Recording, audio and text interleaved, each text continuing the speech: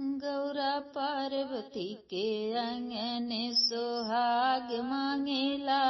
गौरा पार्वती के अंगने सोहाग मांगेला हो सोहाग मांगेला। गौरा पार्वती के अंगने सोहाग मांगेला। गौरा पार्वती के अंगने गणपति कार्तिक महेश समेत मांगेला। कार्तिक गणपति समेत महेश मांगेला हो गौरा पार्वती के अंगने सोहाग मांगेला। हो गौरा पार्वती के अंगने सोहाग मांगेला।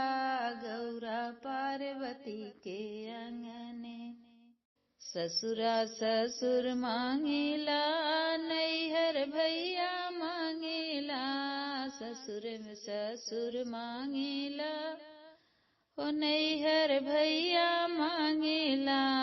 दोनों नैहर ससुर वाया बाद मांगेला हो दोनों नैहर ससुर वाया बाद मांगेला।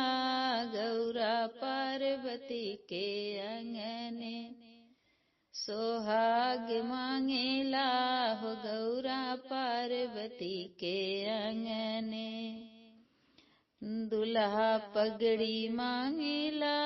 दुल्हन चुनरी मांगेला हो दुल्हा पगड़ी मांगेला। दुल्हन चुनरी मांगेला।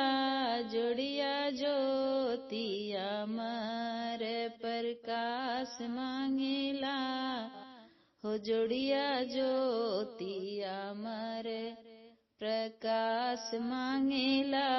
गौरा पार्वती के अंगने सोहाग मांगेला हो गौरा पार्वती के अंगने सोहाग मांगेला हो गौरा पार्वती के अंगने कार्तिक गणपति समेत महेश मांगेला हो गौरा पार्वती के अंगने सोहाग मांगेला हो गौरा पार्वती के अंगने सेनुरा टीका मांगेला हो टिकुली लीलार मांगेला।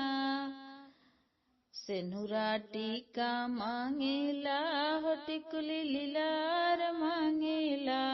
सुंदर प्रीतम के प्रेम रसधार मांगेला हो सुंदर प्रेम के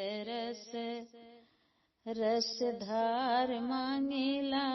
गौरा पार्वती के अंगने सोहाग मांगेला हो गौरा पार्वती के अंगने सोहाग मांगेला हो गौरा पार्वती के अंगने लाल सिनोरा मांगेला।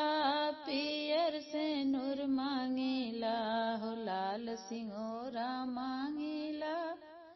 पियर सेनुर मांगेला।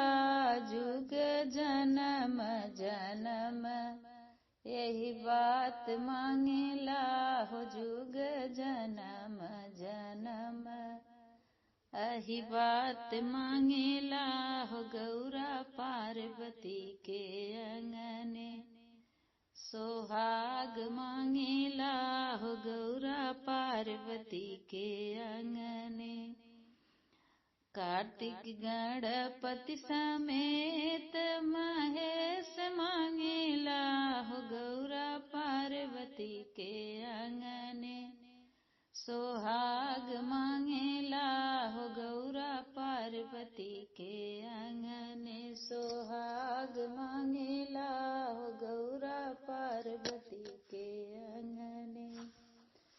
गीत को सुनने के लिए धन्यवाद।